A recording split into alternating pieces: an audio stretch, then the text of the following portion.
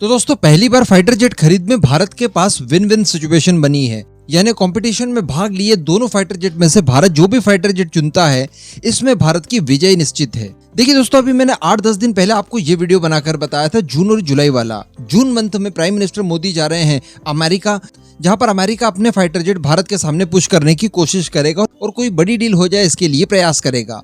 तो वहीं जुलाई मंथ में प्राइम मिनिस्टर मोदी पेरिस की विजिट पर जाने वाले हैं। वहां पर उनके नेशनल डे में चीफ गेस्ट के तौर पर प्राइम मिनिस्टर मोदी जाने वाले हैं। तो वहां पर फ्रांस अपना फाइटर जेट भारत के सामने पुश करेगा और कोशिश करेगा कि भारत यहाँ पर कोई ना कोई बड़ी डील अनाउंस कर दे। लेकिन दोस्तों खबर कुछ इस तरह की निकल कर आ रही है कि दोनों परिस्थितियों में भारत के लिए विन विन सिचुएशन बन सकती है। अब वो कैसे, ये आप आगे जानिए। बस चैनल को सब्सक्राइब जरूर कर दीजिएगा। तो दोस्तों हम सभी जानते हैं कि इस समय भारत की जो आगामी प्रोजेक्ट हैं, फिर तेजस मार्क 2 हो, एमका हो या फिर टेड बीएफ हो, ये अमेरिकन इंजन F414 के ऊपर बेस्ड होने वाले हैं और हमें कम से कम 1000 इंजन की रिक्वायरमेंट है। 500 इंजन तो हम लोग कंज्यूम कर देंगे तेजस मार्क 2 परियोजना में, एमका परियोजना में और टेड बीएफ परियोजना में। बड़ी आसानी से हमें 500 इंजन की आवश्यकता होगी। लेकिन इसके अलावा जो हमारे तेजस मार्क 1A हैं, जो कि 2035 तक दोबारा से इंजन रिप्लेसमेंट के लिए तैयार हो जाएंगे, तब भी हमें इतने ही लगभग इंजन की आवश्यका होगी। तो अल्टीमेटली अगर देखा जाए, आंकड़ा बैठाया जाए, तो 1000 इंजन आराम से हो जाते हैं। अब ऐसी परिस्थिति में भारत कभी नहीं चाहेगा कि इन सारे के सारे इंजन्स का एक्सेस अमेरिका के हाथ में हो, क्योंकि अभी गो फर्स्ट का रिसेंटली मैंने आपको एग्जांपल बताया था, अमेरिका की कंपनी प्रेट एंड विटनी द्वारा स्पेयर पार्ट्स वगैरह मुहैया नहीं करवाए गए, जिसकी वजह से गो फर्स्ट एयरलाइंस के मैक्सिमम विमान ग्राउंडेड हो गए और ऐसी परिस्थिति आ गई कि एयरलाइंस दिवालिया घोषित होने की कगार पर खड़ी है।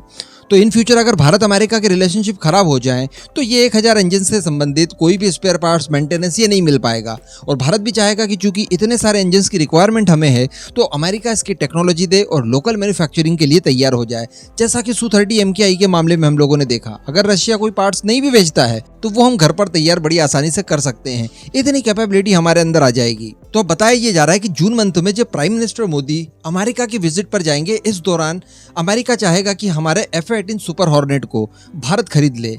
और वहीं जब जुलाई मंथ में फ्रांस जाएंगे प्राइम मिनिस्टर मोदी, तो फ्रांस चाहेगा कि रफाल M इस बार भारत खरीद ले। क्योंकि मैं आपको बता दूं, जब INS विक्रमादित्य हम लोगों ने रशिया से पुराना खरीदा था, उस समय भारतीय नौसेना फ्रांसीसी रफाल M ही चाहती थी हमारे एयरक्राफ्ट कैरियर्स के लिए। लेकिन चूंकि हमने एयरक्राफ्ट कैरियर रशिया से लिया, तो इन सब चीजों को लेकर रशिया ने हमें बेवकूफ बनाया और फाइनली MiG-29 हमें बेच दी है।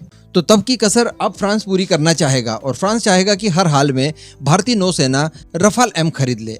अब दोस्तों हमारी विन विन सिचुएशन यहीं पर शुरू होती है। देखिए, भारतीय नौसेना के पास ये दोनों फाइटर जेट डेमोन्स्ट्रेशन के लिए आए थे। ये हम सभी जानते हैं, INS हंसा पर दोनों फाइटर जेट ने अपनी अपनी कैपेबिलिटीज को प्रदर्शित किया। मैंने आपको आज से 1 महीना पहले वीडियो बनाकर इस बात की जानकारी दी भी थी कि हमारी नौसेना दोनों फाइटर जेट के प्रदर्शन से पूरी तरह से खुश है।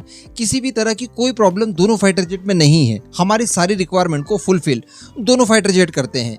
तो मैंने आपको ये भी कहा था कि ऐसी परिस्थिति आ गई है कि किसी एक फाइटर जेट को बाहर करके दूसरे फाइटर जेट को अंदर करना या सेलेक्ट करना, ये हमारे लिए बहुत मुश्किल का काम हो चुका है। इसके अलावा अगर अमेरिका की बात की जाए तो पिछले कुछ समय से देखा गया है, F-18 सुपर हॉर्नेट से कई अलग अलग मिसाइलों को टेस्ट करके भारतीय नौसेना को लुभाने की कोशिश तक की जा रही है। पिछले सप्ताह की बात है, F-18 सुपर हॉर्नेट से एक एंटी रेडिएशन मिसाइल को भी टेस्ट किया गया। तो अल्टीमेटली काफी ज्यादा फायर पावर हमें दोनों फाइटर जेट देते हैं। लेकिन अगर मान लीजिए भारत ने रफाल खरीदा, तब विन विन सिचुएशन कैसी बनेगी? तो वो ऐसे बनेगी कि ऑलरेडी हमारे पास रफाल की फ्लीट मौजूद है, इसको लेकर हमारे पास एक्सपीरियंस है, इसकी परफॉर्मेंस अच्छी लगी हमें, ये हमारे लिए आजमाया हुआ फाइटर है, तो ज्यादा कोई प्रॉब्लम हमें नहीं आएगी ऑपरेट करने में। इसके स्पेयर पार्ट संबंधित बाकी सारी चीजें हमारे पास पूरा इंफ्रास्ट्रक्चर के तौर पर तैयार है। भारतीय नौसेना का फाइटर जेट और भारतीय वायुसेना का फाइटर जेट लगभग 80% सिमिलरिटीज रखेगा। तो फ्रांस के ऊपर ज्यादा डिपेंडेंसी नहीं रहेगी खरीद लेने के बाद। इसके अलावा फ्रांस की तरफ से कोई कंडीशंस भी नहीं आती, इस वजह से हम लोग इससे न्यूक्लियर अटैक तक कर सकते हैं। तो ये हमारे लिए हर हाल में विजेता वाली कैटेगरी आ जाती है। लेकिन मान लीजिए कि अगर हमें अमेरिका का F-18 सुपर हॉर्नेट खरीदना पड़ा, अमेरिका ने बहुत ज्यादा पुश किया और हम मना नहीं कर पाए और हमें वो खरीदना पड़ा, तब भी हमारी सिचुएशन विनर वाली रहेगी। इसके पीछे का कारण ये बताया जा रहा है कि अगर हम लोग F-18 सुपर हॉर्नेट खरीद लेते हैं तो बहुत ज्यादा चांसेस बनते हैं कि अमेरिका इसके साथ अपने इंजन यानी F414 की टेक्नोलॉजी हाथों हाथ ट्रांसफर कर दे। जी हाँ, अमेरिका दरअसल भारत को टेक्नोलॉजी देने के लिए काफी लंबे समय से सोच रहा था, लेकिन भारत की इसी टेंडर की वजह से अमेरिका की गवर्नमेंट की तरफ से अभी तक जनरल इलेक्ट्रिक को परमिशन नहीं दी गई कि आप भारत के साथ टेक्नोलॉजी ट्रांसफर और लोकल मैन्युफैक्चरिंग के लिए कार्य शुरू करें। तो एक्सपर्ट्स का ये मानना है कि यहाँ पर इस डील को अगर हम लोग कर लेते हैं और 26 की संख्या में F-18 सुपर हॉर्नेट खरीद लेते हैं, जिसमें कि यही वाले इंजन इस्तेमाल किए जाते हैं F414 वाले, तो इस बहाने हमें बड़ी आसानी से टेक्नोलॉजी मिल जाएगी इंजन की और उनका निर्माण फिर भारत में शुरू हो जाएगा। तो कहने का मतलब दोनों तरफ से विन विन सिचुएशन तो है, लेकिन एक माइनस पॉइंट भी है हमारे पास।